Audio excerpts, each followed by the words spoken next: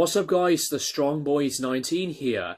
This is going to be my very first albums list on talking about new albums that I've decided to select and dive in once again into various topics of any album list. And with that being said, this is going to be my first list onto, now at this moment, the negative note, as I will be diving into my top 10 disappointments / worst albums of 21. Just like what I've done with last year's video on these types of lists, I'm going to split this one into two parts. From 10 to 6, these albums on those rankings are the disappointments, and with the top 5 to 1, these albums I've selected to me are the absolute worst. This is my personal opinion and way of addressing my words. So if you have any curiosity with your picks onto this type of matter, please put your album choices in the comments down below. Before I start this list off, I just want to say one album that is the main honorable mention that was originally going to be into the list on the disappointment part, but I thought that the album did have a lot of moments.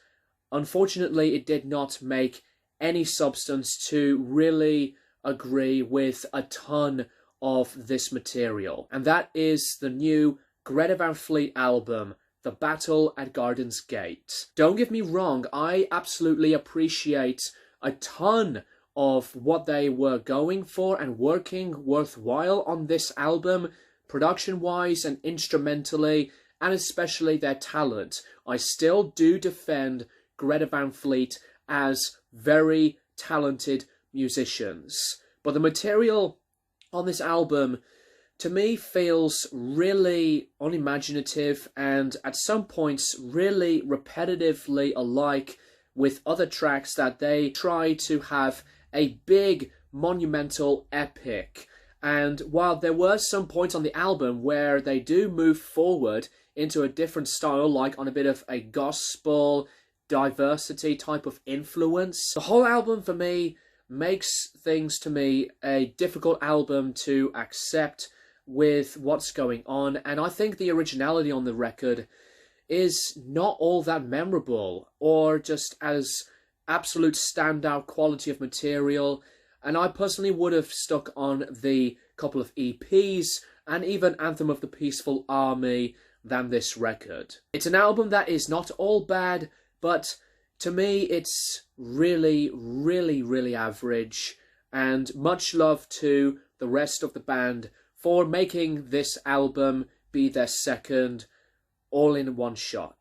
So with that album out of the way, let's dive into my list. At number 10 is the new Ministry album, Moral Hygiene. This album, for me, being the follow-up to the very disliked and controversial album of Americant, does not fulfill a lot of ways of improvement whatsoever, because I think while instrumentally some tracks on the album, they do really pull it off on some more on the aggressive modes of music. Some points do have some decent riffing and a bit of the thrashy, heavier band aesthetics, but at some points the other material on this album for me just come off as really derivative at points onto the sound of the lyrics from Al Jorgensen's way of expressions, because these types of lyrics do come off as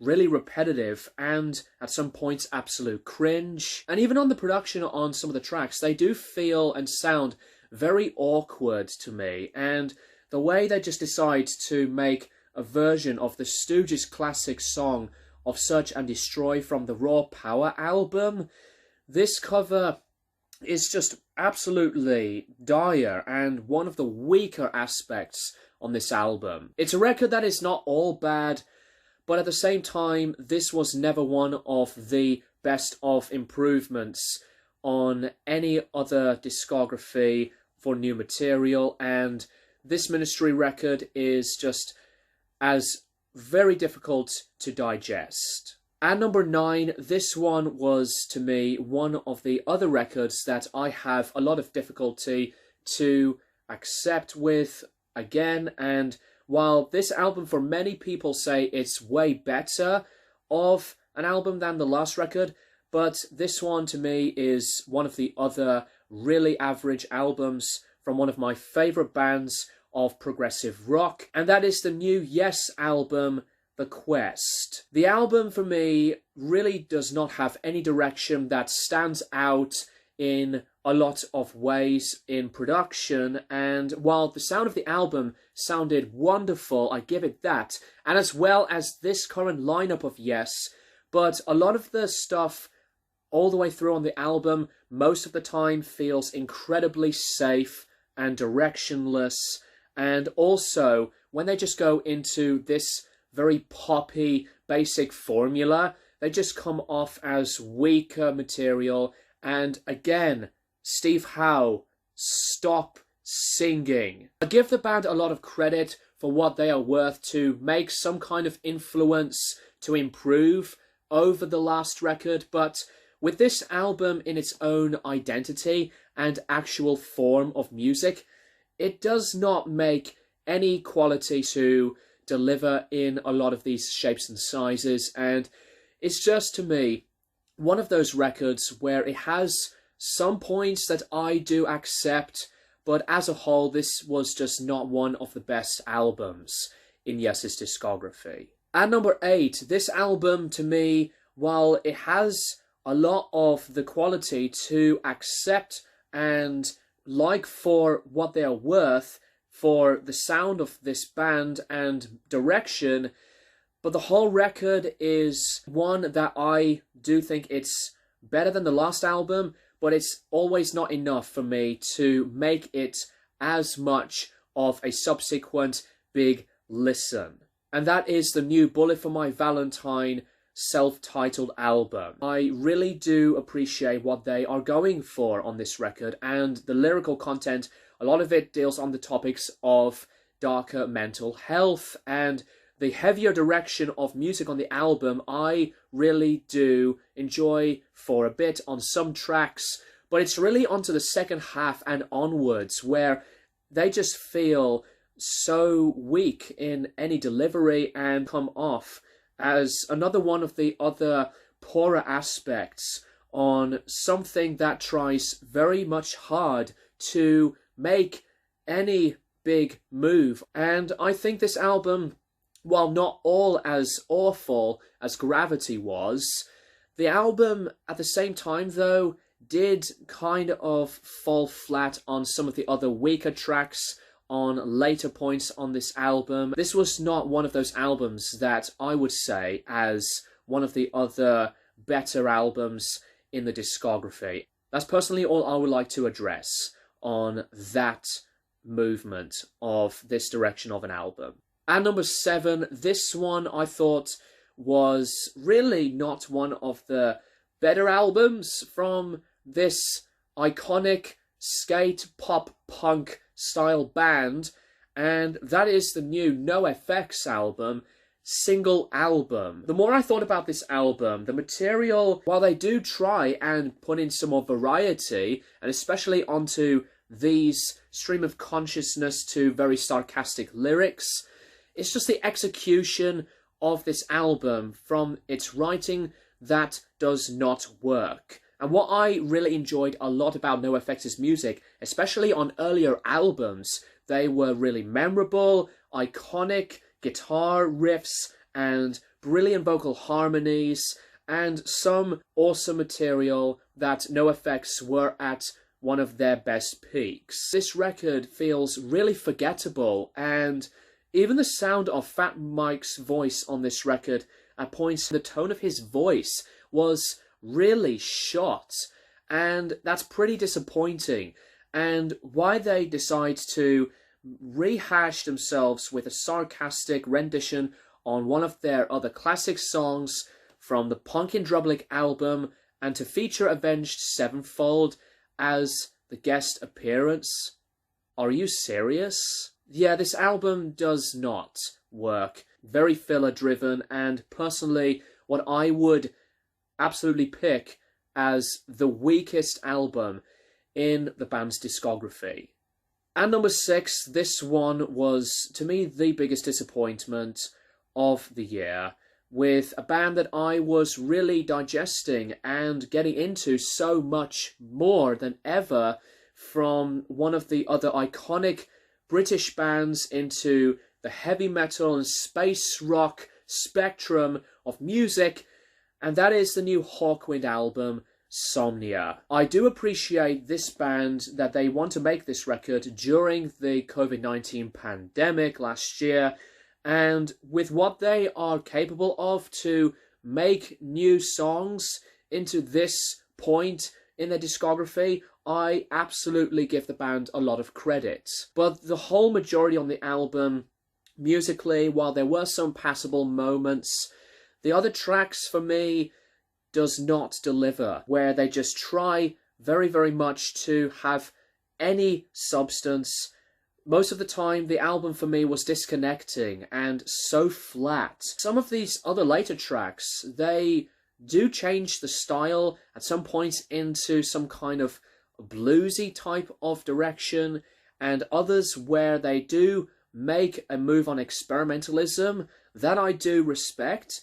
But as an album, this just comes off as one of the other weaker albums, which is a big shame, because while they are as influential and as quite a pioneer in this sort of genre, and even on multiple albums that were as acclaimed and as beloved, this one to me was really weak in comparison, and that's what's absolutely disappointing about this record. Do try its own best with its own worth, but I just don't really care for this album. Not one bit. And I do appreciate this lineup of the band, and much love to the guys as well. So that is on to the disappointments part of the list, and we are here to now dive into 5 albums that I consider to be the worst of the year.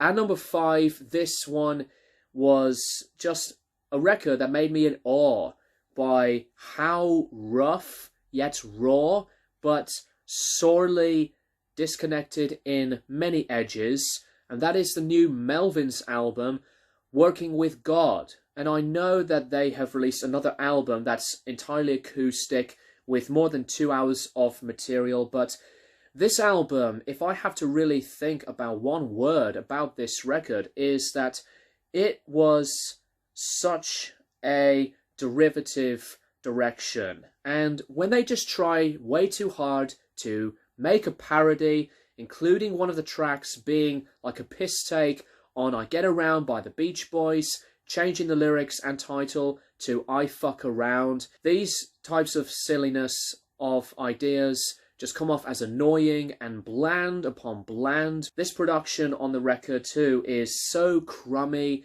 it's awfully muffled at points. And there were points on the record, riff-wise, where they do make something worthwhile and sounded pretty decent. But in terms of just the whole sound of the album and its own identity, this one just comes off as a sore thumb, and really not one of those other appreciative albums that I would really select as one of the other better new albums in the discography at this point for one of the most influential stoner, doomy, metal, genre differencing making bands of all time. So this Melvins album is always not very good. At number 4, now this one is the most self-aware album into my list, and I totally accept that this was all self-aware, but that does not mean that you can make me change my mind to change my words and views on this record. First album in a decade after their last album from 2011, and that is the new Limp Bizkit album, Still Sucks. What I dislike about this album is just the majority of the material itself.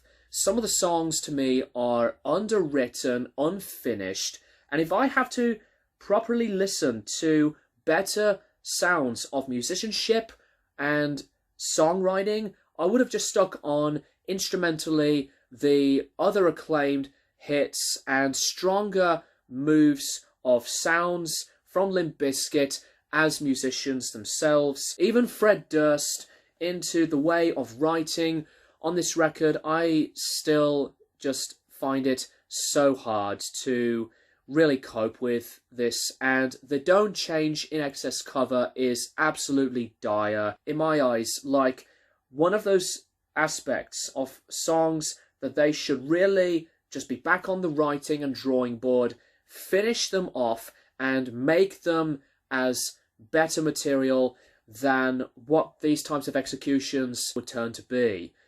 So yeah, I really don't like this record, and I absolutely still respect that Westmoreland did find it very difficult to make this album. That I can approve. And number 3, this is an album from a different lineup change after their mainly consistent previous lineup, that they decided to make an album in a diverse genre difference way of an album, and that is the new Atreyu album, Baptize. This record was totally different, which I respect this move on what the band did want to achieve on this album, but the execution and the whole approach on this album does not have anything worthwhile whatsoever. And even on some of the track titles on this record, like Fucked Up, Catastrophe, Underrated, and musically this is just as very bland, blank, and such a cliche point in the way of these songs. And the lyrics on this album are still, for me, absolute cringe and such a dire straits of anything to really deliver on its own merits. And I do appreciate the new lineup change for Atreyu, and much respect to Brandon for taking over lead vocals, even production-wise, and even on some of the guests, including one of them that features Matt Heafy from Trivium. Yeah, this Atreyu record is just absolutely worse, messed up. I just did not expect this album to have any appeal. And number 2 onto my list, on the worst part of my list, this is from a band that has released 9 studio albums, and I thought it would be too obvious to pick every single album in this spot, but I just decided to take the challenge and pick one album that to me is the absolute worst one of the bunch, and that is Psycho Sinner with Unholy Hymns